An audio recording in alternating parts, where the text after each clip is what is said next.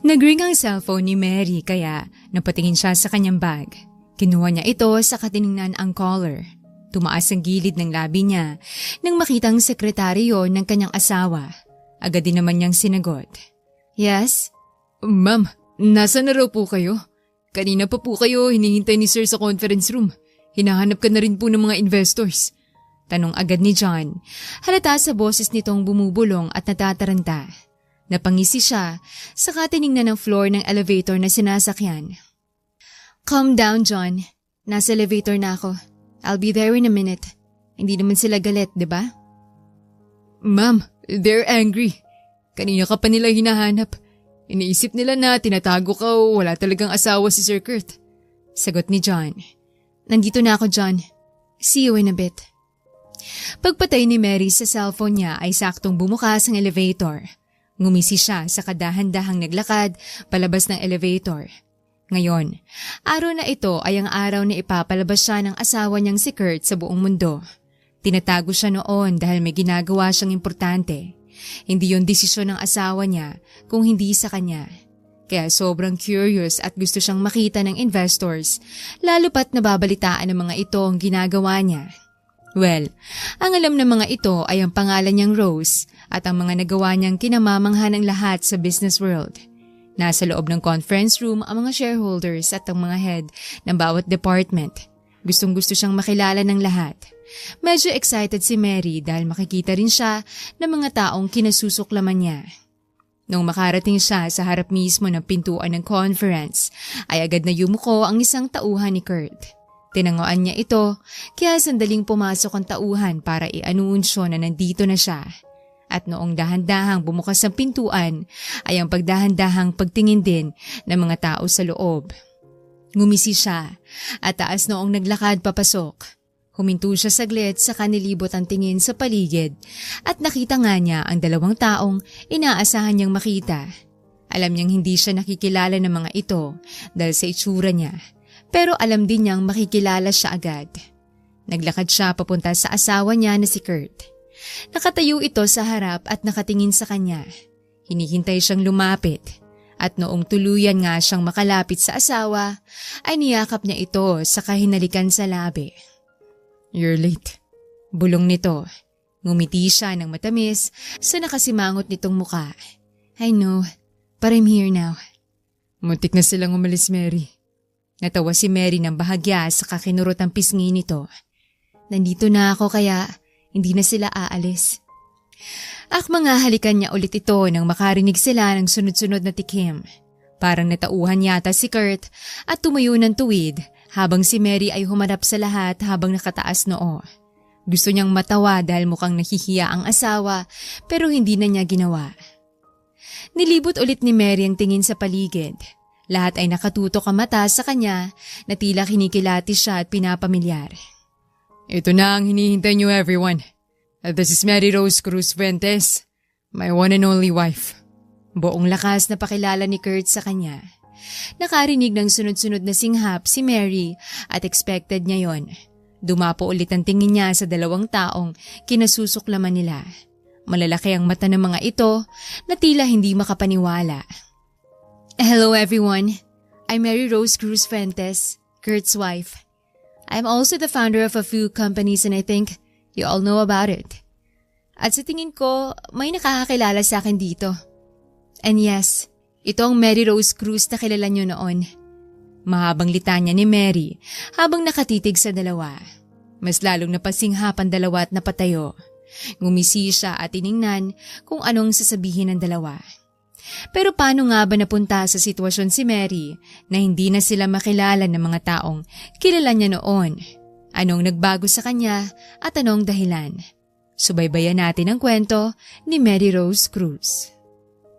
Nakangiting naglalakad si Mary sa aisle ng isang church. Nakasuot siya ng wedding gown at may bouquet na hawak. Nakatingin sa kanya ang lahat ng bisita na may ngiti sa labi. Ngunit ang tingin lamang niya ay nasa isang lalaki na nakatayo sa harap ng altar. Hinihintay siya. Dahan-dahang tumulo ang kanyang luha habang nakatingin sa lalaking mahal niya na lumuluha rin. 3 taon na silang magkasintahan at sa wakas ay matutupad na niya ang pangarap na magpakasal sa lalaking mahal niya. Hindi akalain ni Mary na mangyayari yon sa kanya dahil akala niya walang balak ang fiancé niya na si Vince na pakasalan siya.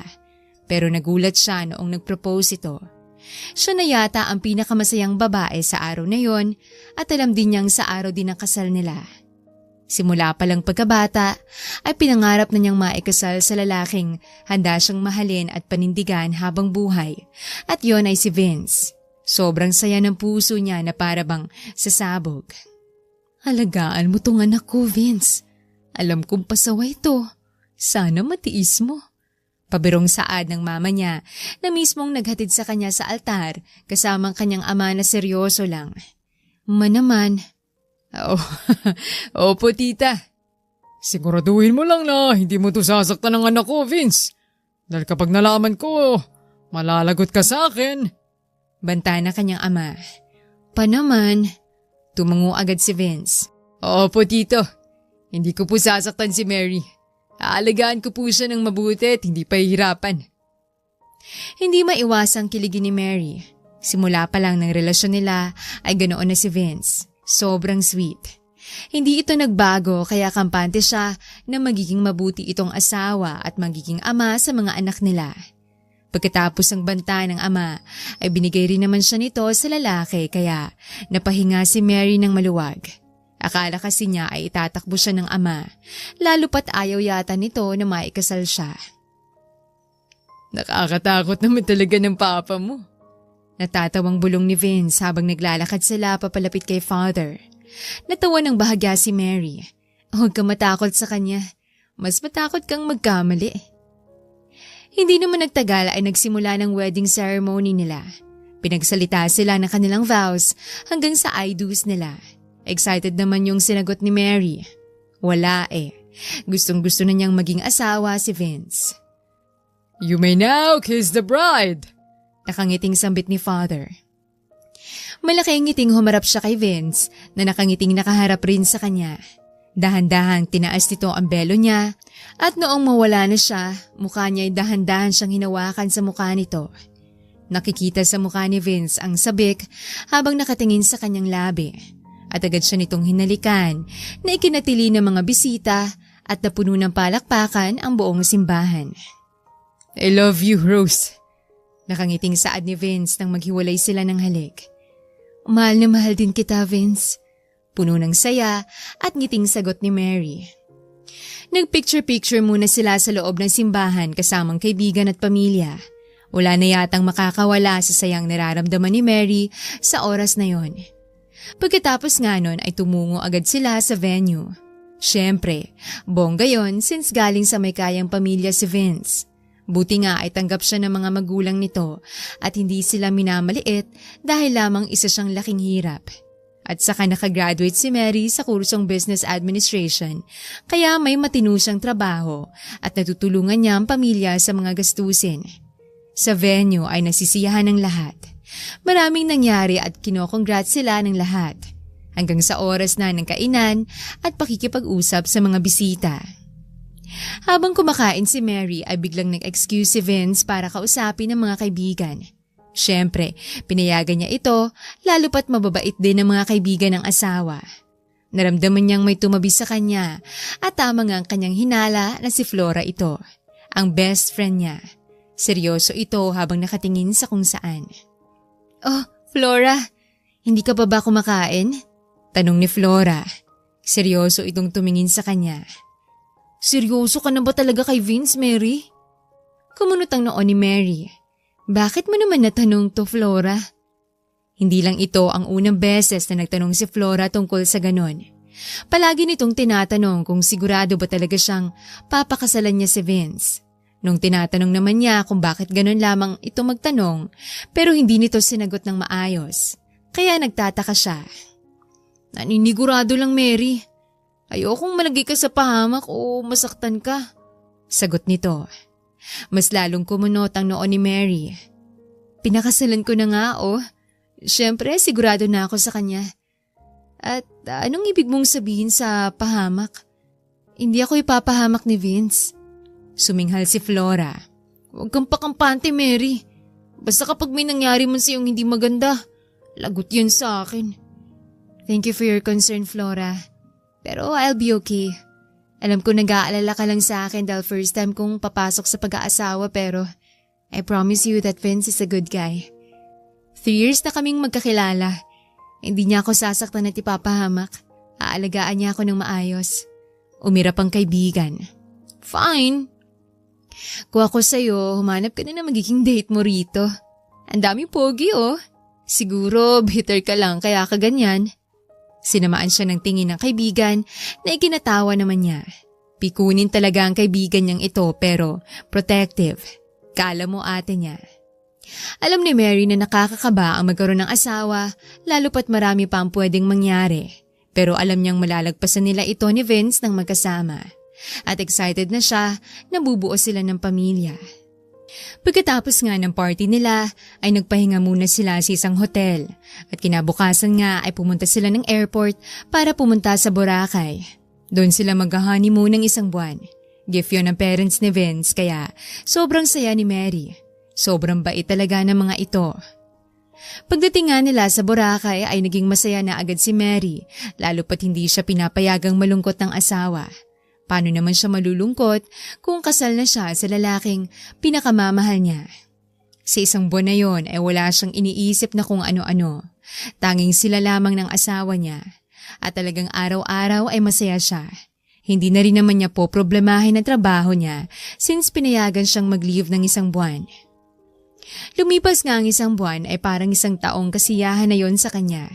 Umuwi sila ng Maynila nang may ngiti sa labi. At since mag-asawa na sila, ay meron silang sariling bahay na pinatayo pala ni Vince noon para sa kanila. Sinong hindi matutunaw ang puso dahil sa kaswitan ng asawa?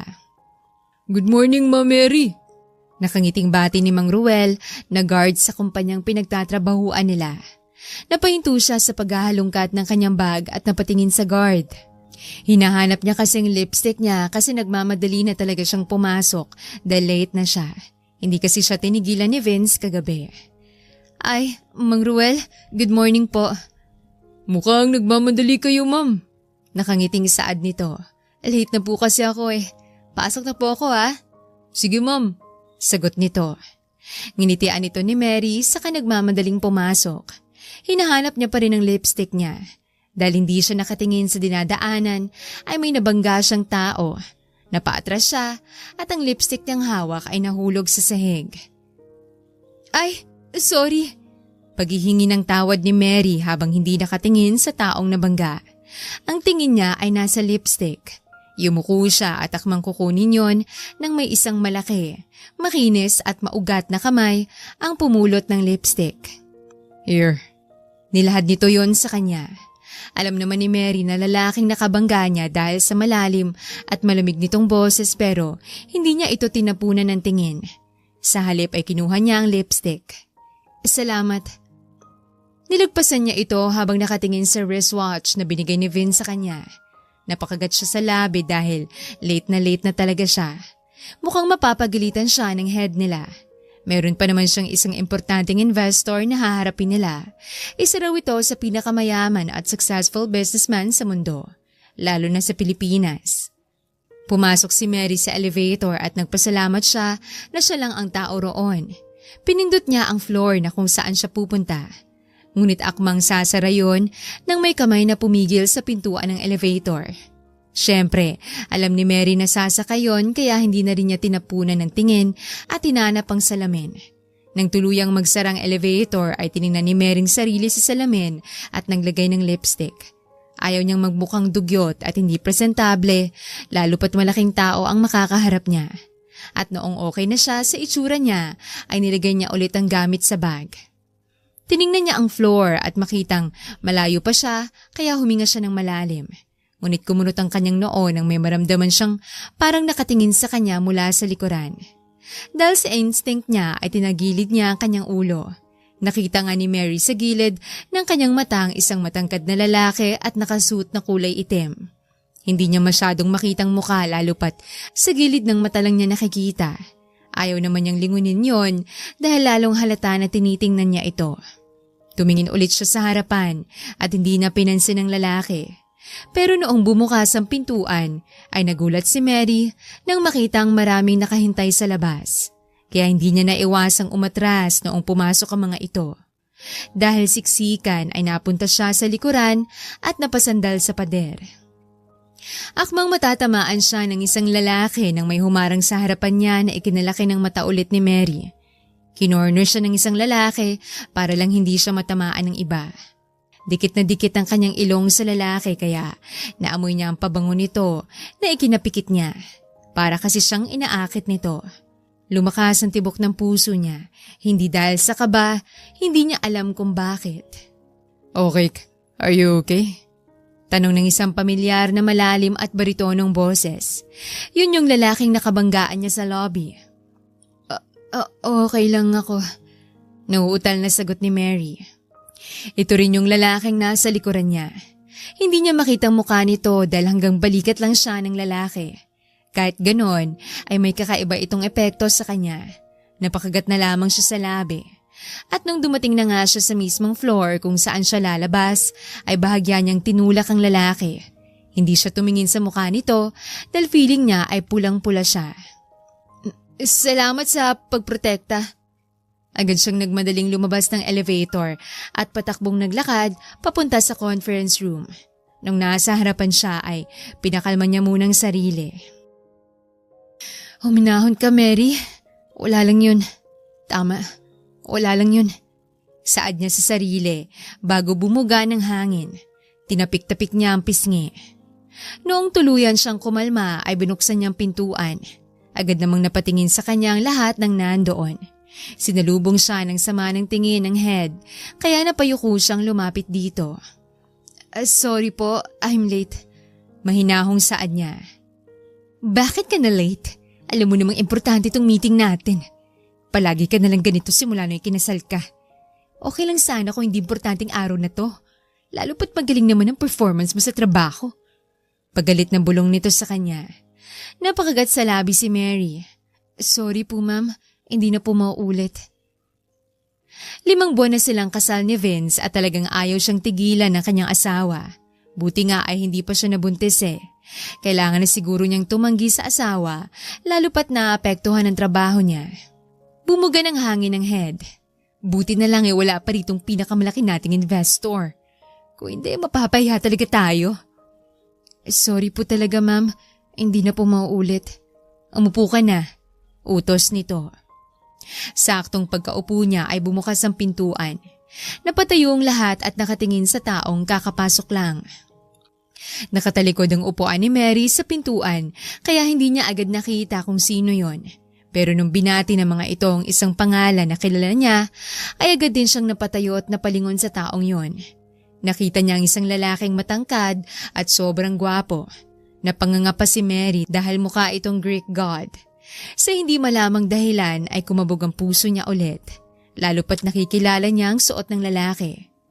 Ito ang lalaking nakabanggaan niya at kinorner siya sa elevator para protektahan. Hindi ito lumingon sa kanya at naglakad papunta sa harapan ng upuan. Nanlaki ang mata ng lahat nang magsiyukuan ng lahat, agad siyang napasunod. Don't tell me, saad ni Mary sa isip. Everyone, this is Kurt Fuentes, the biggest and strongest investor this company ever had. Pakilala na kanilang CEO sa lalaki. Nagpalakpakan ng lahat habang siya'y nakanganga habang nakatitig sa lalaki. Ang buong akala niya ay matanda ang investor pero bata ito. Parang mas matanda lang yata ito ng ilang taon sa kanya. At nabalutan siya ng kahihiyan dahil hindi niya ito nakilala agad at ito pa talaga ang nakabanggaan niya at nadikit sa kanya sa elevator. Kaya buong meeting na yon ay halos iwas ang tingin ni Mary sa lalaki. Kahit pa nararamdaman at nakikita niya itong napapatingin sa kanya. Nung matapos nga ay mabilis siyang umalis dahil ayaw niyang malaman ng lahat ang kanyang kahihiyang ginawa. Wala rin siyang mukhang may haharap sa lalaki. Lumipas ang 3 buwan bilang mag-asawa nila ni Vince ay may napapansin siyang kakaiba sa lalaki. Palagi na itong late umuuwi sa kanila at minsan na hindi na umuuwi. Hindi rin siya nito inaaya makipagtalik kahit date man lang. Naintindihan niya ito dahil baka busy nga ito sa trabaho at maraming ginagawa, lalo pat may sarili rin itong business na inaatupag.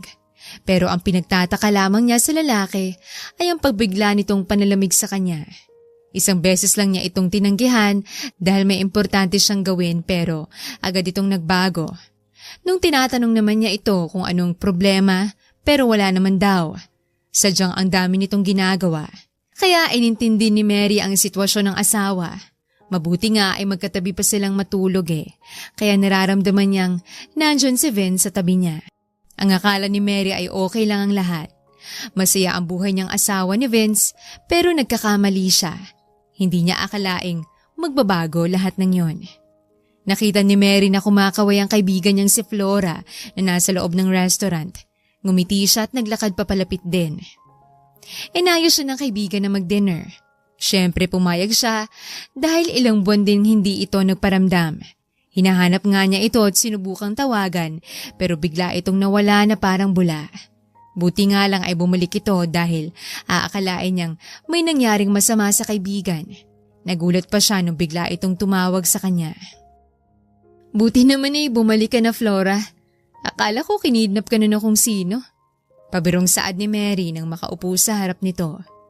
Ngunit kumunot ang noon niya nang makitang hindi ngumingiti ang kaibigan.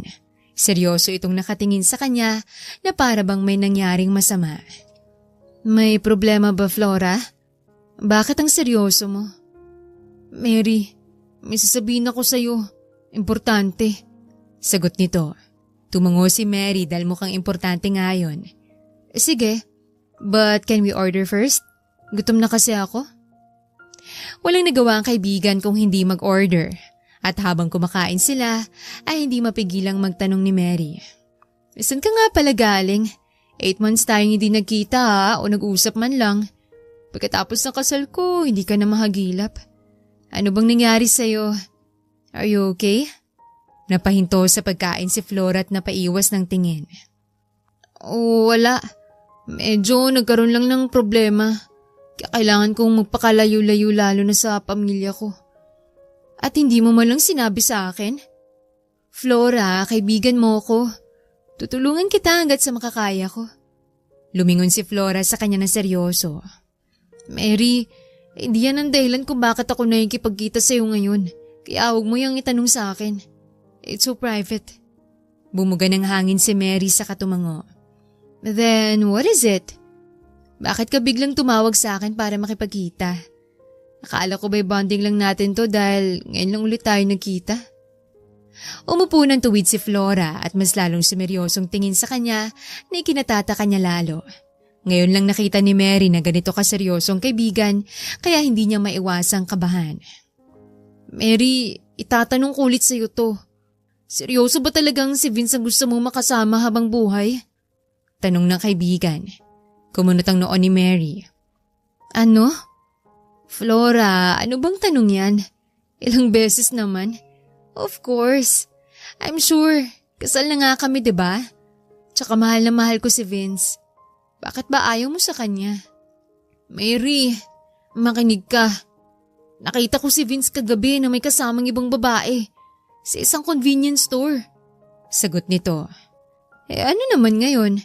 Baka naman kaibigan lang niya o katrabaho. Huwag mo namang pagkamalan agad ang asawa ko. Kahit sinabi niya yon ay hindi niya maiwasang kabahan, lalo pat baka iba na yon. Pero kailangan niyang mag-isip ng maayos. Hindi naman siya lulukohin ng asawa niya. Magkadikit silang dalawa, naglalandian at bumibili ng kondom. Sa tingin mo, Mary, hindi ko siya mapagkakamalang ganun kung ang kaibigan ko'y asawa niya? Inis na saad ni Flora. Biglang lumakas ang tibok ng puso niya dahil sa kaba. Ngayon lang niya na lamang may ganon pero hindi siya naniniwala. Baka hindi naman yan totoo, Flora. Huwag ka namang mag-joke ng, I'm not joking, Mary. Totoong sinasabi ko. Putol nito sa kanya. Hindi ako naniniwala. Hindi magagawa ni Vince yan sa akin. Mahal niya ako. Ginagawa mo lang siya ng kwento dahil ayaw mo sa kanya.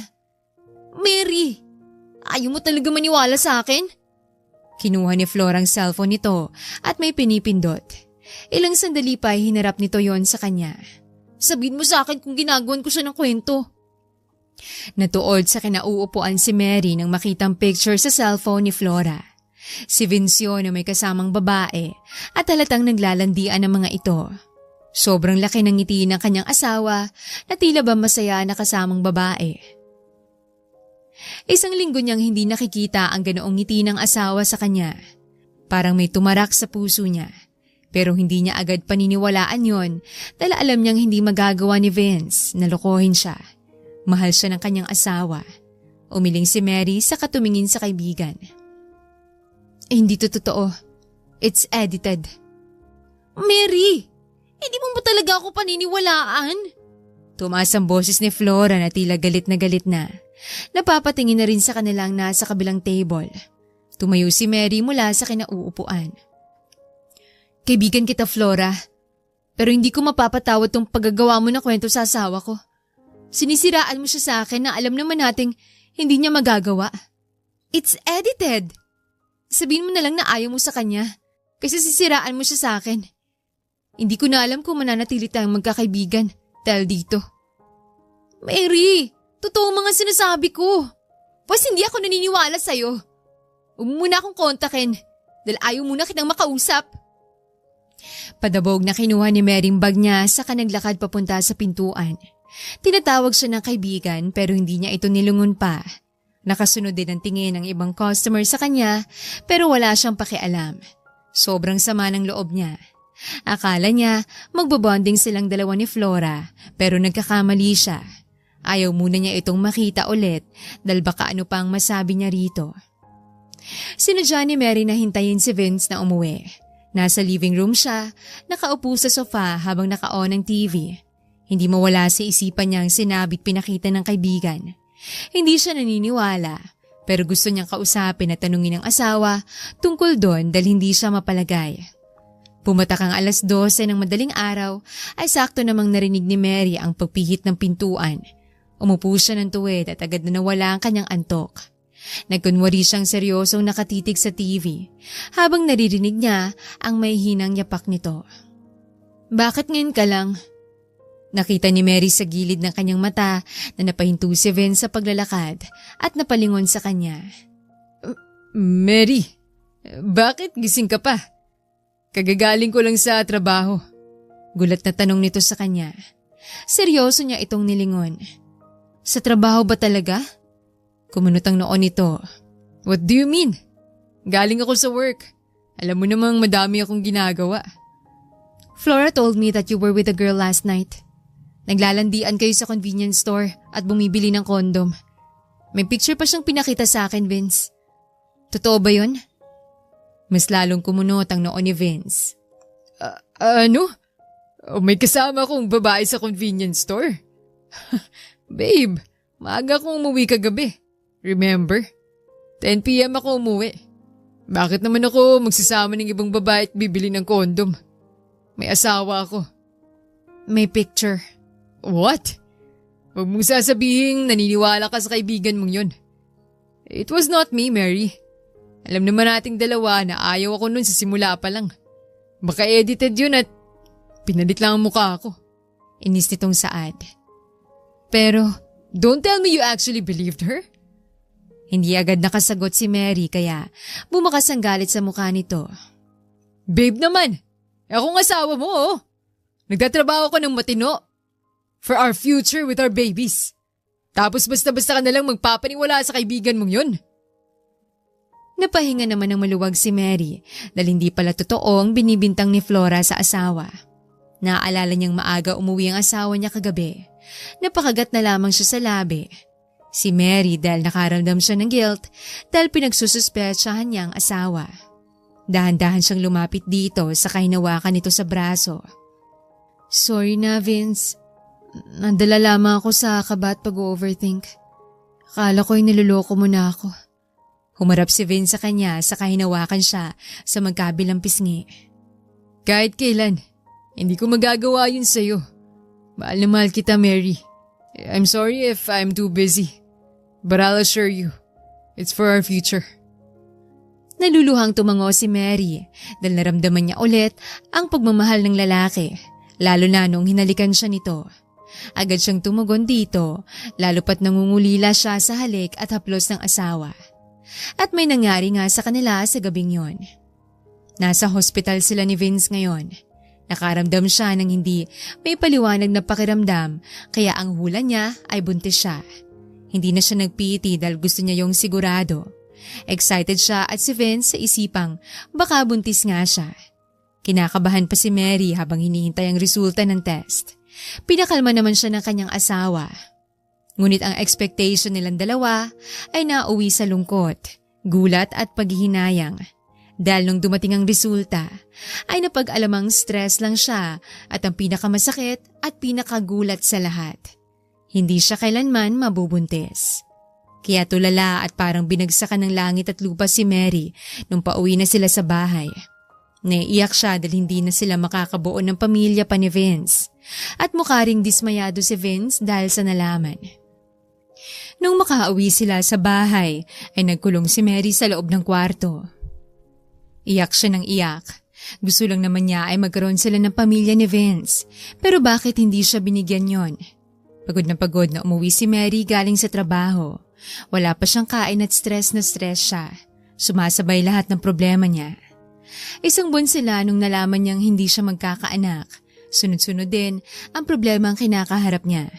Dahil sa sobrang stress ay binababa siya sa trabaho at tuluyang nagbagong pakikitungo ni Vince sa kanya. Naging malamig na ito at halos hindi na umuuwi sa bahay nila. At nung sinusubukan niyang kausapin ito at palagi itong umiiwas, walang nagawa si Mary kung hindi umiyak dahil alam niyang siyang dahilan nun. Nagtataka si Mary dahil hindi pa man niya binuksan ang pintuan ay nakita niyang nakabukas ang ilaw sa loob. Nakauwi na ba ang asawa niya? Hindi naman umuuwi ng maaga si Vince sa kanila. Tila nakaramdam ng excitement si Mary dahil baka natauhan ito sa hindi pagpansin sa kanya na baka gusto na siya nitong kausapin. Dali-dali niyang binuksan ang pintuan at pumasok. Ngunit hindi pa man siya nakatatlong hakbang ay napahinto siya nang makitang hindi si Vince ang nanonood ng TV, kundi isang babaeng maganda. "Sino ka?" Kunot noong tanong niya. Napalingon ng babae sa kanya na tila gulat pero agad din naman yung nawala at napalitan ng ngiti. Tumayo ito sa kinauupuan saka hinarap siya. Nagulat pa si Mary dahil pamilyar sa kanya ang babae. Tama. Ito ang babaeng nakita niya na kasama ni Vince sa picture na pinakita ni Flora. Hindi niya akalain na makikita niya ito sa personal.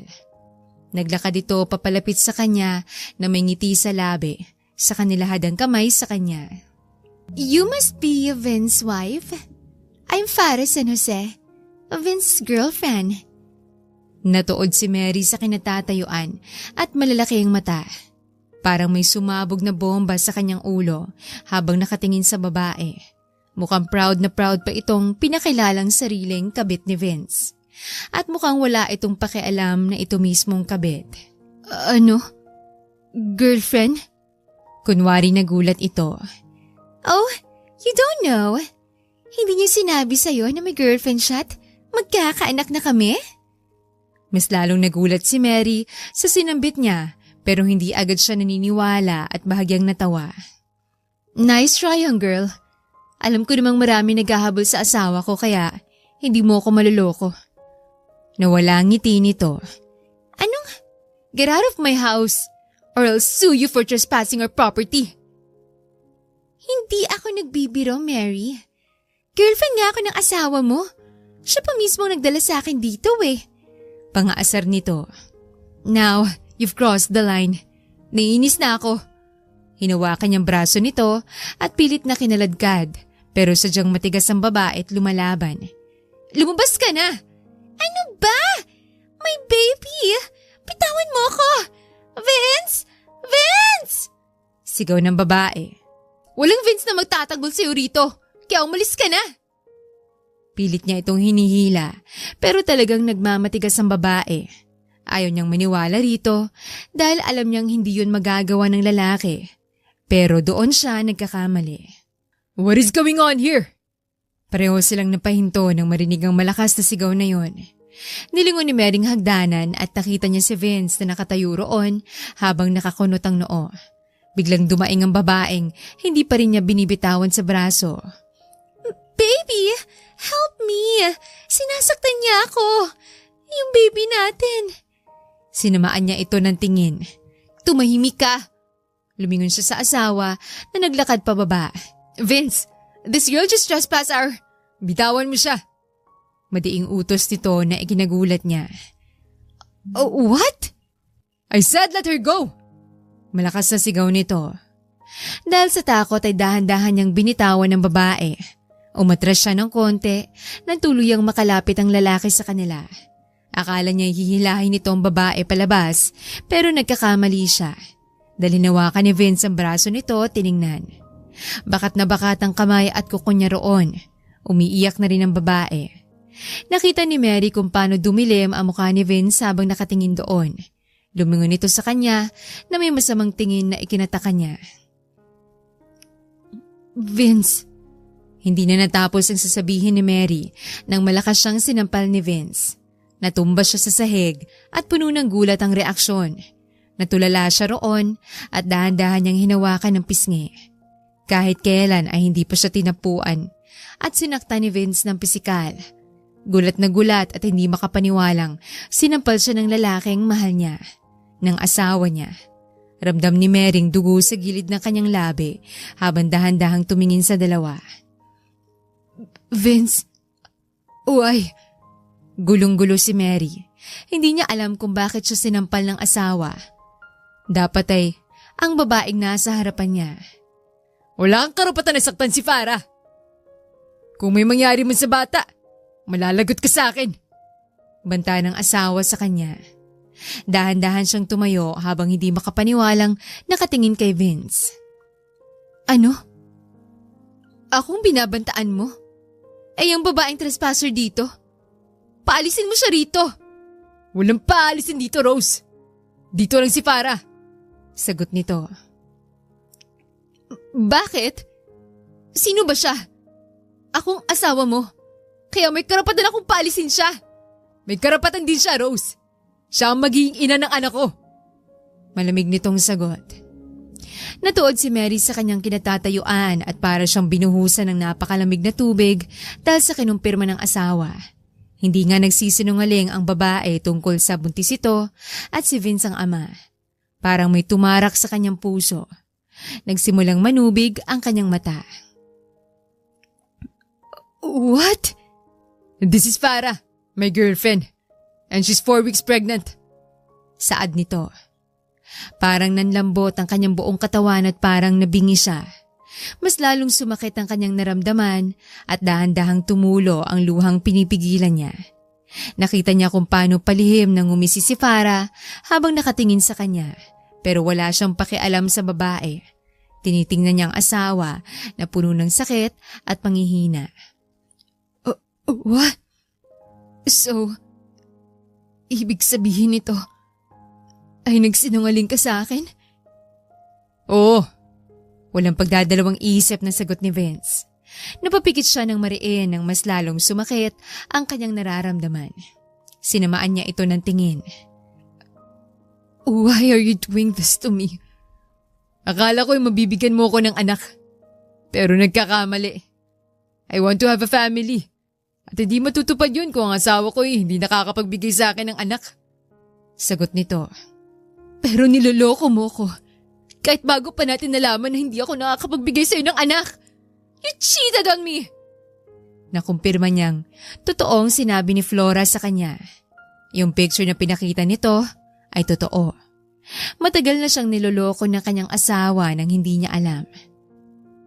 Wala akong pakialam sa anumang sasabihin mo. Farah will stay here. Ayaw mo man o gusto. You will not harm her. Or else, I will not give any mercy.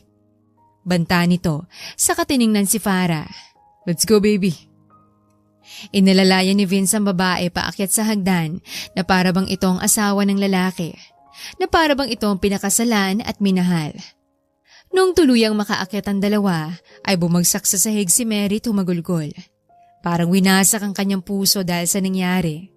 Akala niya ay magiging maayos pa sila ng kanyang asawa pero nagkakamali siya. Para siyang kinuhanan ng kaligayahan sa mundo. Simula sa araw na yon ay nagsimulang magbagong buhay niya. Pinalipat siya ni Vince ng kwarto at si Farah mismong pumalit sa kanya na para bang ito ang asawa. Ginawa rin siyang alila ni Farah kapag nandyan si Vince dahil alam nitong hindi siya makakalaban. Kada uwi niya galing sa work ay makikita niyang dalawa sa living room, naghaharutan. Sobrang nasasaktan siya dahil imbis siya yung nilalambing ng sariling asawa ay iba na. May kabit ito at wala siyang magawa dahil mahal na mahal niya ang lalaki. Palagi siyang umiiyak sa silid niya tuwing gabi. Hindi niya kinakaya lahat ng nangyayari sa kanya. Pagod na rin siya dahil palagi na rin siyang nagkakamali sa trabaho niya. Muntik na nga siyang sisantihin. Lahat ng pangarap niya ay nawala. Dumating ang isang gabi na umiiyak si Mary sa loob ng silid dahil rinig na rinig niya ang daing at ungol ni Farah at Vince sa kabilang silid. Parang sinasaksak ng kutsilyo ang puso niya ng paulit-ulit. Ang sakit-sakit. Nanginginig niyang kinuha ang cellphone niya sa katinawagan ng nag-iisa niyang kaibigan. Ilang ring lang ay sumagot ito. Hello? Mary, ikaw ba to? Sunod-sunod na tanong ni Flora sa kanya pero ang tanging sagot niya ay hikbe. Hello? Mary? Umiyak ka ba? Anong nangyari? Flora? Nanginginig ang boses na tawag niya rito. Halos wala nang lumabas na boses sa kanyang bibig. Mary, why are you crying? May nangyari ba? Halatang natataranta ang kaibigan niya. Si Vince. Ano? Anong ginawa nga ni Vince sa'yo? Tumaas ang boses nito na tila bay alam na nitong ginawa sa kanya. Napakagat si Mary sa labi para patigilin ang hikbe. Pero sadyang lumalabas ito dahil sa sakit na nararamdaman niya. Totoong mga sinabi mo. He cheated on me. May kabit siya at magkakaanak na sila. Ano? Sobrang lakas ang sigaw ni Flora mula sa kabilang linya. Kinuwento ni Mering lahat ng nangyari sa kanya. Ang paglipat ng kabit ng kanyang asawa sa bahay nila at iba pa. Hindi niya rin mapigilang humagulgol dahil sobrang sakit yon. Rinig na rinig pa rin niya ang ungol sa kabilang kwarto. Sunod-sunod na nagmura si Flora. Ulang yung lalaking na yan! Ang kapal-kapal ng mukha! Talagang dinala niya pa ang haliparot niyang kabit dyan! Hindi na siya nahiya! Flora, sobrang sakit na. Dan umalis ka riyan! Iwan mo yung walang yung asawa mo! Hindi ka niya deserve! Sinasabi ko na nga ba nung una pa lang na may mali ako nararamdaman sa lalaking yan. I was right! Galit nitong Saad. Hindi ko kaya. Mahal ko si Vince.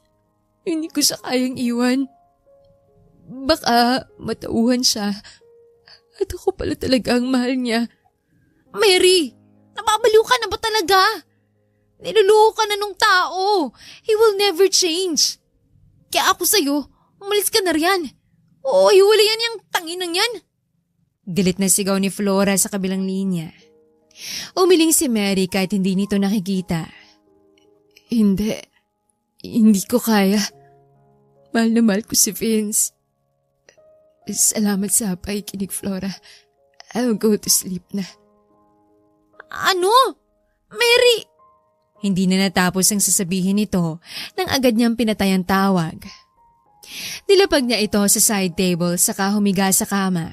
Patuloy pa rin siyang umiiyak at tumitibok ang puso niya sa sakit. Pero kaya pa naman siguro niya yung tiisin. Kaya pa siguro niyang iparealize sa asawa niya na nandyan siya palagi para rito. Magbabago pa siguro si Vince para sa kanya. Mahal na mahal niya ang lalaki at baka pagsubok lang ito sa pag-iibigan nila. Hindi niya ito susukuan kahit pa sobrang sakit na. Alam niyang marirealize rin ni Vince na siya ang mahal nito. Ngunit lahat ng iniisip niyang yon ay walang kasiguraduhan. Puro what if. Ginagaslight niya lang ang sarili kahit sobrang sakit na. Sa gabing ang yon ay pinilit niyang matulog at magpahinga sa kabila ng ingay na naririnig niya at sakit na nararamdaman niya. Nagising si Mary sa gitna ng gabi. Wala na siyang marinig na ingay at nakaramdam siya ng uhaw. Kaya lumabas siya ng kwarto at bumaba sa first floor. Nung makarating siya sa kusina ay agad siyang kumuha ng tubig sa fridge. Hindi na niya binuksan pa ang ilaw dahil may liwanag naman na nanggagaling sa bintana. Uhaw na uhaw! Nagulat si Mary nang may marinig siyang boses sa kanyang likuran. Nabitawan niyang babasaging baso kaya nabasag ito sa sahig. Gulat niyang nilingon ng taong yon. Kumunot ang noo niya nang maaninag ang mukha nito. Farah, bakit gising ka pa? Tumingin ito sa basong nabasag saka sa kanya. Hindi ako makatulog knowing that Finn's wife is still here with us. Ano? Naguguluhang tanong ni Mary. You know, I'm kinda irritated knowing that you're still here after knowing that your husband cheated on you. With me. Bakit hindi ka umalis? Saad nito saka dahan-dahang lumapit sa kanya. Napaatras si Mary hanggang mapasandal siya sa fridge. Farah, anong balak mo? Ngumisi ito saka hinawakan ng pisngi niya. Hindi alam ni Mary pero tumaas ang balahibo niya at nakaramdam siya ng kaba. You know, you're so beautiful. Naiinggit ako. You look like a goddess. At kaya ka siguro hindi hinihiwalayan ni Vince dahil sa pagmumukha mong to. Pero tingnan natin kung magsistay pa siya sa'yo. Kung masisirang mukha mo. Malambing nitong saad. Hindi pa man nakasagot si Mary ay may kung anong likido na binuhos si Farah sa pagmumukha niya. Agad siyang napasigaw dahil sobrang hapde at sakit niyon. Parang sinusunog ang mukha niya. Yan! Damdamin mo ang sakit! You deserve it! Akin lang si Vince! Akin lang! Sigaw ni Farah at sinundan ng napakalakas na halakak. Farah! Farah! Puno ng sakit na tinatawag niya ang pangalan ng babae. Napaluhod na siya sa sobrang sakit. Sigaw na sigaw siya dahil parang hinahalukay ang buong mukha niya hanggang sa tuluyan siyang nawala ng malay. Nagising si Mary sa tunog ng isang aparato. Unang bumungad sa kanya ang kulay puting ilaw at kulay puting silid. Kumunot ang noo niya dahil parang may kung anong nakadagan sa mukha niya. Akmang gagalaw siya nang makaramdam siya ng sakit dahilan para mapadaing siya. Diyos ko, Panginoon, gising na si Mary. May bigla siyang narinig na nagsalita. Dahan-dahan siyang napalingon sa gilid at nakita niya ang kanyang ina na gulat na nakatingin sa kanya. Napatayo rin ng kanyang ama, sabay ang mga itong lumapit sa kanya. Diyos ko, anak, puti naman ay gising ka na. Naiiyak na saad ng mama niya. Ma, ano pong nangyari? Bakit po tayo nasa ospital? Nauutal at nahihirapan niyang tanong sa dalawa. Nagkatinginan ang mga ito na tila gulat pero agad ding tumingin sa kanya. Hindi mo ba naalalang nangyari? Kung bakit ka napunta rito sa ospital, anak? Tanong ng kanyang ina. Biglang pumasok sa isipan niya ang huling nangyari bago siya nawala ng malay. Para siyang binuhusan ng napakalamig na tubig at natulala. Sinabuyan siya ng asido sa mukha ni Farah. Dahan-dahan niyang hinawakan ng kanyang mukha at isang malambot na parang tela ang nahawakan niya.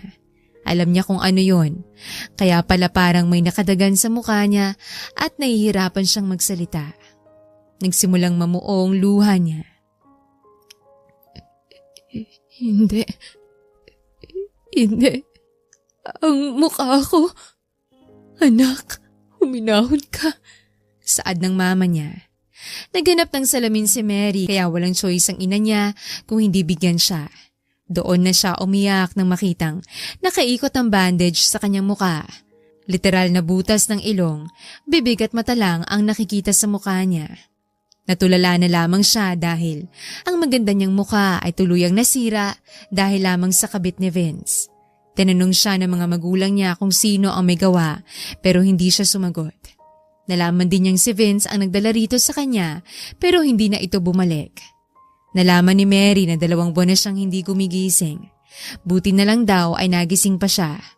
At nung time na tinanggal na ang bandage sa mukha niya ay hindi na niya halos matingnan ang sariling mukha. Sirang-sira na ito at puno ng sugat. Tuluyan na ngang nawala ang mukhang pinangangalagaan nila ng ilang taon. Lumipas ang ilang araw ay in-expect ni Mary na dadating si Vince pero hindi ito nangyari. Talagang hindi na siya mahal nito. Nalaman din ng mga magulang niya ang kalapastangan ng ginawa ni Vince sa kanya.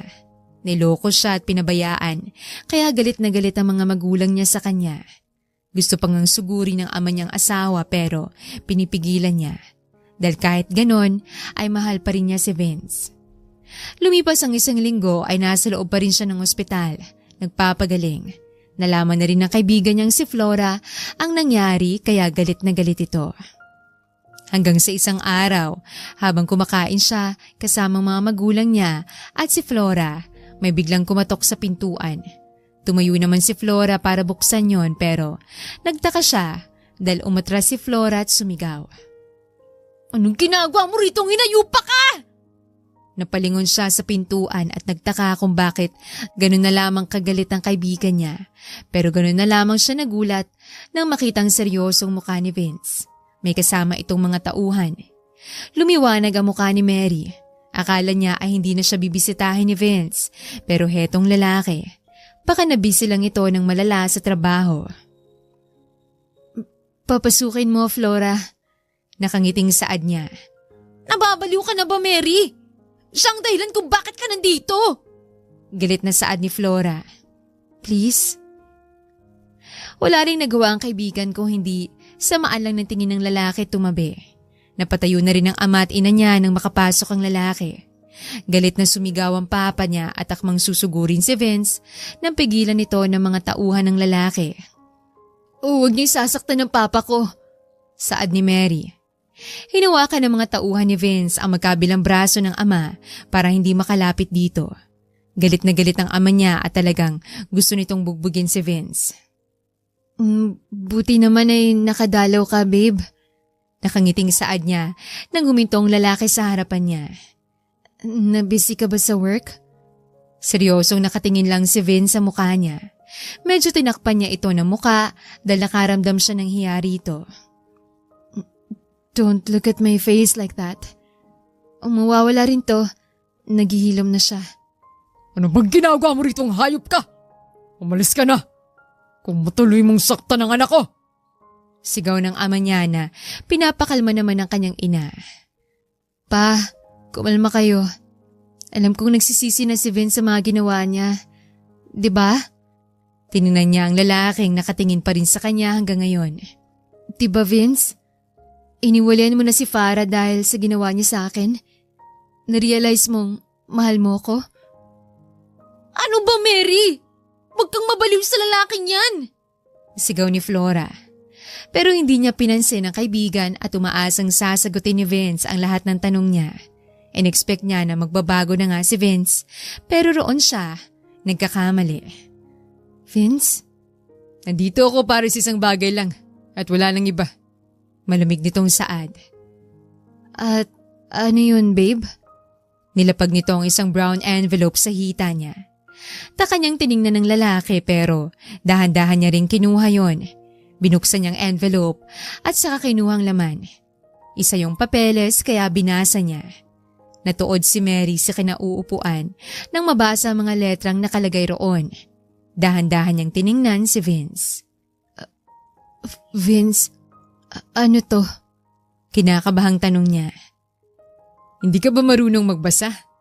Mukha lang nasira sa'yo. Hindi ko alam, pati utak mo naapektuhan na rin." Harsh na sagot ni Vince. "Aba, you piece of shit!" Sigaw ni Flora at pilit kumakawala sa hawak ng isang tauhan ni Vince. Hindi ito pinansin ng lalaki sa kanamulsa. "Annulment papers yan. Kailangan ng pirma mo kaya pirmahan mo na yan. I don't want to be tied with you anymore." Doon sunod-sunod na tumulo ang luha ni Mary. Akala niya nagbabago na si Vince kaya ito nandun pero nagkakamali pala siya. Gusto na siya nitong hiwalayan. Bakit? Bakit mo gustong makipaghiwalay?" Tumaas ang gilid ng labi ni Vince. "Dalayo kong manatiling kasal sa babaeng Ang pangit na muka. Haven't you realized that I only loved you because of your looks? Ikaw ang pinakamagandang babae sa university. At nakuha kita. Ayoko namang maago ka pa ng iba. Pero ngayon, you look like an ugly rat. Kaya pirmahan mo yan para malaya na ako. Napakawalang hiya mo talagang lalaki ka! Sana pala hindi ko nabigay sa iyong anak ko! Sigaw ng ama niya. Sunod-sunod na humikbi si Mary. Yun na naman na parang sinaksak ang kanyang puso. Nangihina ulit siya. Palagi na lang talaga siyang sinasaktan ni Vince. Bakit mo ba ginagawa sa akin to? Don't give me that drama and sign that papers. Para matapos na to. Ayaw na kitang makita at makasama pa. Tapusin na natin. Madiing saad ni Vince. Umiling siya at patuloy na humagulgol. Ang pangarap niya na magkaroon ng masayang pamilya kasama si Vince. Ang taong mahal niya ay hindi na kailanman matutupad. Akala niya magiging successful ang pagiging mag-asawa nila gaya ng mga magulang niya, pero hindi pala. Pirmahan mo na yan! Para tuluyan nang mawala yung lalaking yan! Huwag kang magpapadala sa nararamdaman mo, Mary! Para hindi ka na masasaktan pa! Sigaw ni Flora. Narinig mo ang kaibigan mo? Para hindi ka na masaktan. Sign that papers! Nakangising saad ni Vince. Pumikit ng mariin si Mary sa kakinagatang labi. Tiningnan niya si Vince na puno ng sakit. Akin ang ballpen. Binigyan siya nito ng ballpen. Tinitigan niya muna ang papel bago dahan-dahang pinirmahan.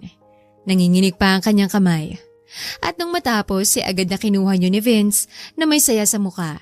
Agad din itong umalis kasama mga tauhan. Humagulgol si Mary na agad siyang inalo ng 3. Wala na, napirmahan na niya. Ilang linggo lang ay mawawala na ng bisa ang kanilang kasal ni Vince. Magiging single na ulit siya at sobrang sakit niyon. Yung akala niya ay hanggang sa dulo na, pero hindi pa pala. Lumipas ang ilang linggo ay nakalabas na si Mary sa ospital. Sakto ring dumating ang papers na kung saan nagsasabi na tuluyan silang naghiwalay ni Vince. Hindi na sila kasal pa sa isa't isa. Masakit yon pero pinili na lang niyang pagtuunan ng pansin ang sarili. Gusto niya munang magpahinga lalo pat nagsisimula na siyang maging insecure sa itsura niya. Tuluyan na ngang nawala ang maganda niyang muka. Palagi na siyang nagkulong sa kanyang silid at ayaw niyang makipag-usap ng tao. Ayaw niyang makita siya ng iba dahil sa pagmumukha niyang yon. Tuluyan rin siyang nag-resign sa trabaho. Sobrang sakit niyon. Nasira ang buhay niya dahil lang sa maling desisyon niya sa buhay. Mary, anak, gising ka ba? Nak, labas ka muna. May naghahanap sa'yo. Businessman daw. Saad ng mama ni Mary sa labas ng pintuan. Lumingon siya roon ng nakakunot noo. Wala siyang kilalang businessman maliban sa boss niya noon. At saka wala siyang ine-expect na bisita, lalo pat hindi naman na siya nakikipag-usap. Sige na, nak. Naghihintay ang tao sa baba. Importante raw. Ano? Kurt Fuentes ang pangalan. Saad nito. Napaupo siya mula sa pagkakahiga sa kama nang marinig ang pangalan na yon. Kurt Fuentes? Ang isang mayamang businessman? Bakit ito nandun sa bahay nila? Anong sadya nito sa kanya? Agad siyang nagsuot ng hoodie at face mask bago nagmamadaling lumabas ng silid. Wala na roon ang mama niya kaya agad siyang bumaba. Nagulat ang mga magulang niya nang makita siyang bumaba, pero wala roon ang atensyon niya kung hindi sa gwapong lalaking nakaupo sa maliit nilang sofa. Titig na titig ito sa kanya. Umupo siya sa harapan nito at seryoso itong tiningnan. Anong ginagawa mo rito? I'm here because I have something important to tell you. Nagpaalam muna mga magulang niya para bigyan sila ng privacy. Hinayaan niya ito at nanatiling nakatingin sa lalaki. I've heard that you were annulled. And what happened to you? Napapikit ng mariin si Mary nang maalala na naman niya pero pinapakalma niyang sarili. Ano naman ngayon? Wala ka na pakialam doon. Lalo nang nangyari sa akin. Just mind your own business. Tumaas ang gilid ng labi nito. Nagbago ka na nga. Naging masungit ka na. Kumunot ang noo ni Mary. We're not close for you to say that. At ano ba talagang ginagawa mo rito, sir? Hindi man sila close pero ilang beses na silang nagkausap pero professional. Hindi niya akalain na ganito magsasalita ang isang makapangyarihang businessman. Tumikim ito at saka kinuha ang isang envelope na nasa gilid nito sa kanila pagsalamesang nasa harapan nila. I have a proposal. Kunot noon niya itong tinitigan. Ano yan? Just look. Nagdadalawang isip man ay binuksan niya pa rin at binasa. Nanlaki ang mata niya nang mabasa kung anong nakalagay roon. Hindi siya makapaniwalang tumingin sa lalaki. Marriage contract? Yes. Sir, nababaliw na ba kayo? Natawa si Kurt saka umiling. No, I'm afraid I'm not. Bakit may ganito? Bakit sa akin? Nakikita mo bang itsura ko ngayon? Ang pangit-pangit ko na, sir. At bakit mo ko inaalok nito? Hindi ako bobo para hindi ko maintindihan to, sir. Sunod-sunod nga niyang tanong dahil sa gulat. You're beautiful, inside and out. Kahit pa nasira yung mukha mo, alam kong mabait ka. And we can fix that if you like. Seryosong sambit nito. Kailangan ko magpakasal sa lalong madaling panahon. Kasi yung lolo ko may taning na. Gusto niyang makita akong may asawa na. I need you to be my wife. Pero sir, alam mo namang mahirap lang ako at ang pinagdadaanan ko. Don't worry, I'll help you. I'll cover all your expenses, including your family. Ako na ang bahala sa lahat. Just please agree with this. Ipapaschedule ko agad ang plastic surgery mo if you sign the papers. Nagdadalawang isip si Mary. Pero sir... Please, I need you. Ikaw lang ang kilala kong suitable na maging asawa ko. Napakagat ng labi si Mary dahil sa pressure. Pero pagkatapos ng ilang minuto, ay nakita na lamang niya ang sariling pinipirmahan ang marriage contract na yon. Naisip niya kasi na wala na siyang asawa. Tapos nagiging masaya si Vince sa kabit niya habang siya lugmok na lugmok. Hindi yun pwede. At simula nung mapirmahan niya ang kontratang yon, ay tuluyang nagbagong kanyang buhay. Nagring ang cellphone ni Mary kaya napatingin siya sa kanyang bag. Kinuha niya ito sa katiningnan ng caller. Tumaas ang gilid ng labi niya nang makitang sekretaryo ng kanyang asawa. Agad din naman niyang sinagot. Yes? Ma'am, nasa na raw po kayo? Kanina pa po kayo hinihintay ni sir sa conference room. Hinahanap ka na rin po ng mga investors. Tanong agad ni John. Halata sa boses nitong bumubulong at natataranta.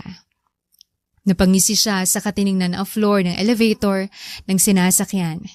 Calm down, John. Nasa elevator na ako. I'll be there in a minute. Hindi naman sila galit, diba? Ma'am, they're angry. Kanina ka pa nila hinahanap. Iniisip nila na tinatago ka o wala talagang asawa si Sir Kurt. Sagot ni John. Nandito na ako, John. See you in a bit. Pagpatay ni Mary sa cellphone niya ay saktong bumukas ang elevator. Ngumisi siya sa kadahan-dahang naglakad palabas ng elevator.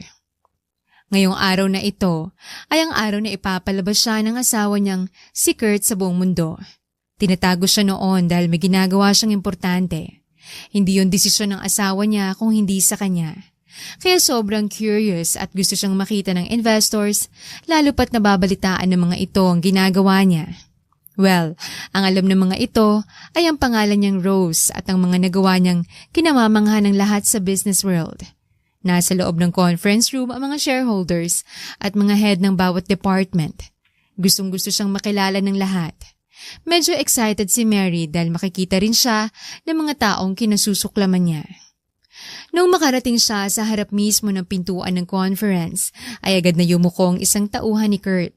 Tinanguan niya ito kaya sandaling pumasok ang tauhan para i-anunsyo na nandito na siya.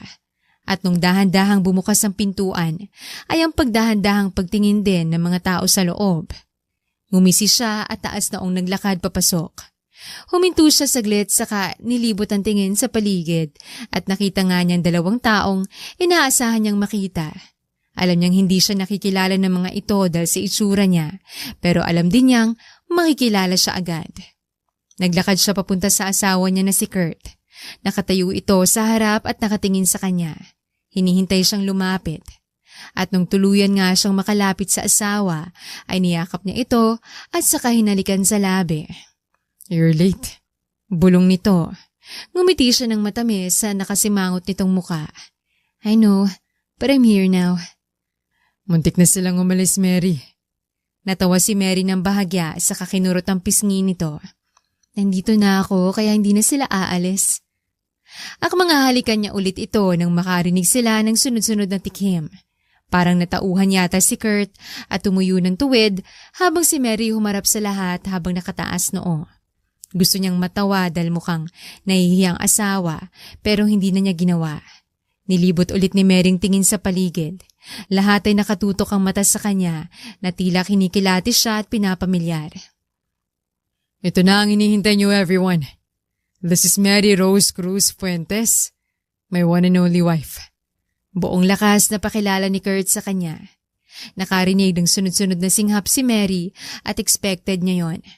Dumapo ulit ang tingin niya sa dalawang taong kinasusuklaman nila. Malalaki ang mata ng mga ito na tila hindi makapaniwala. Hello everyone, I'm Mary Rose Cruz Fuentes, Kurt's wife. I'm also the founder of a few companies and I think you all know about it. At sa tingin ko, may nakakilala sa akin dito.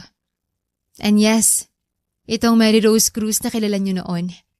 Mahabang litanya ni Mary habang nakatitig sa dalawa. Mas lalong napasinghap ang dalawa at napatayo. Ngumisi siya at tiningnan kung anong sasabihin ng dalawa. Some of you don't know me. Sa pangalan lang. Nice to meet you all. Pero dalawa sa inyo ay kilala ko. Nilingon ni Mary si Vince at Farah na hindi makapaniwalang nakatingin sa kanya. Yeah, this is me. Ako yung taong kilala niyo before. Hello? Hindi nakapagsalita ang dalawa dahil gulat na gulat pa rin. Thanks to my handsome husband. Naabot ko lahat ng to. Nilingon niya ang asawa at saka hinalikan sa labi. Go on. Bulong nito kaya mas lalo siyang nangisi. Supportive nga si Kurt sa kanya kahit nung nagsimula pa siya. Galit na galit din kasi ito noong malaman kung anong ginawa sa kanya ng dalawang taong kinasusuklaman niya. They took advantage sa kahinaan niya. Humarap siya sa lahat. Ngayon nakilala niyo na ako. Satisfied na ba kayong lahat? Tumangutangong lahat maliban sa dalawa. Pues, ako hindi. Naglakad si Mary papalapit sa lamesa, saka tinukod ang dalawang kamay roon bago seryosong tiningnan ang dalawa. Nagbago tong mukha ko pero hindi magbabagong ginawa ng dalawang tao sa akin. Ngayong araw na to, matatapos na ang pagsasaya niyo. Ikaw ba talaga? Si Mary? Nauutal na tanong ni Vince. Oo, ang babaeng hindi niyo binigyan ng awa. Ang babaeng pinagtaksilan at niloko niyo, Vince at Farah. At talagang hindi pa kayo nagsisisi at kinalimutan niyong lahat? Impossible! Ang pangit ng babaeng yon! Imposibleng ikaw yon! Lalo na't asawa ka ni Mr. Fuentes! Sigaw ni Farah na ikinasinghap ng lahat. Pinigilan siya ni Vince. Napangisi lalo si Mary saka tumayo ng tuwid saka naglakad papalapit sa asawa. Kumapit siya sa braso ng asawa at humarap sa lahat. As the wife of your CEO and the co-owner of this company, nalaman kong may nangyayaring nakawan dito. And it all led to Vince and Farah. Ano? Paano ka nakakasigurong kaming nagnanakaw sa kumpanya niyo? Taas noong tanong ni Vince. Tinaasan niya ito ng kilay sa kasinenya sa ng secretary na i-play ang monitor. Agad din naman itong plinay. Doon napatingin ang lahat at nakita niya ang footage kung paano ninakaw ng dalawa ang milyon-milyon na pera ng kumpanya. Hindi man yun nakakaapekto, pero still, pwede na yung ibigay sa mga nangangailangan sa daan at ninakaw pa rin yun. For almost 3 years, ang laki ng ninakaw niyo sa kumpanya. Kala niyo hindi ko mapapansin yun dahil nahayaan kayo ng asawa ko? Pues, hindi. I'm more evil than you think. Hindi! Hindi totoo yan! Imposible yan! Sigaw ni Farah. Guards! Get them! Sigaw niya. Agad na gumalaw ang mga tauhan ni Kurt at tinawakan ng dalawa. Nagpupumiglas pa ang mga ito at nagsisigaw. Don't do this, Mary! Sigaw ni Vince. Ngumisi siya. Sana inisip niyo ang ginawa niyo sa akin nun. You gave me no mercy. Now, face your consequence. See you in court. Sisiguraduhin kong mabubulo kayo sa kulungan. Sinenyasan niya ang mga tauhan na ilabas na ang dalawa. Sigaw pa ng sigaw si Farah at Vince pero hindi niya ito pinansin. Seryoso niyang tiningnan ang mga tao sa loob. This is a warning and a lesson for all.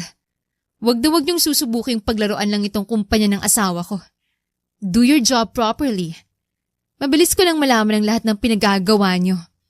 Alam niyong ginagawa ko sa business ko this past few years. Nagkakaintindihan ba tayo? Yes, ma'am. Sabay-sabay na sagot ng lahat. Dismiss. Out now. Agad na nagsilabasan ng lahat. Sinundan lang niya ng tingin ng lahat hanggang sa tuluyang makalabas ang lahat at sila lang ni Kurt ang nandoon. Napahiyaw siya nang may humilas sa kanya sa kapinaharap. Isinandal siya ni Kurt sa lamesa. Napahawak siya sa dibdib, sa gulat sa kasinampal ito sa balikat. Ano ba? Nakakagulat ka eh. Ngunit tinawanan lang siya ng asawa sa kakinorner siya roon. You did it, wife. You already sent them to jail. You were awesome. Umirap siya. Siyempre, ako pa. It turns me on. Nanlaki ang mata niya sa kahinampas niya ito ulit. Nasa opisina tayo, Kurt. Mahiya ka naman. 4 years na ang nakaraan simula nung pinirmahan niya ang marriage contract. Binago nito ang buhay niya. Nag-undergo siya ng plastic surgery at naging successful yon. Tinulungan siya ni Kurt na makabangon at mag-build ng sariling business. Naging successful siya nang wala sa oras. At lahat ng yon ay dahil kay Kurt. Hindi rin akalain ni Mary na magiging ganun sila ka-close ni Kurt. 2 taon lang kasi ay nahulog agad ang loob niya kay Kurt. Pati rin ng lalaki. Inamin nila sa isa't isa yon at mas lalong naging sweet sila. Hindi niya aakalain na magmamahal siya ulit. Really, I'm so proud of you. You faced them so bravely. Ikaw nga talaga ang asawa ko. Napangisi siya. Ako pa. Titig na titig sila sa isa't isa na hindi na namalayan ni Mary na kinuha na pala nito ang isang kamay niya. Natauhan lang siya nang may maramdaman siyang malamig na pumasok sa palasingsingan. Kumunot ang noo niya sa kadahan-dahang niyong tiningnan. Nanlaki ang mata niya nang makita ang isang mamahaling diamond ring na nakasuot na roon. Gulat na tiningnan niya si Kurt. Kurt? Ngumiti ito ng malambing sa kahinawakan ng kanyang pisngi. Let's get married again, wife. At this time, with full of love. Because I love you so much. Dahan-dahang tumulo ang luha niya. Parang sasabog ang puso niya sa sobrang saya. Hindi niya akalaing aayain siya ng kasal ni Kurt. Yung totoo na. Hindi siya makapaniwala. Tumangutango siya. I love you too. Oh my gosh, Kurt. Hindi na natapos ang sasabihin niya nang sinakop nito ang labi niya. Agad niya itong tinugon ng buong puso habang umiiyak pa rin. Hindi siya makapaniwalang napunta siya sa taong mamahalin siya ng totoo at panghabang buhay. Minsan sa buhay, hindi lahat ng desisyon natin ay magbibigay sa atin ng magandang buhay. Minsan ayon pa ang nakakasira sa atin. Hindi lahat ng plano natin ay matutupad. Pero nagbibigay yon ng lesson at daan para sa panibagong buhay at masayang yugto.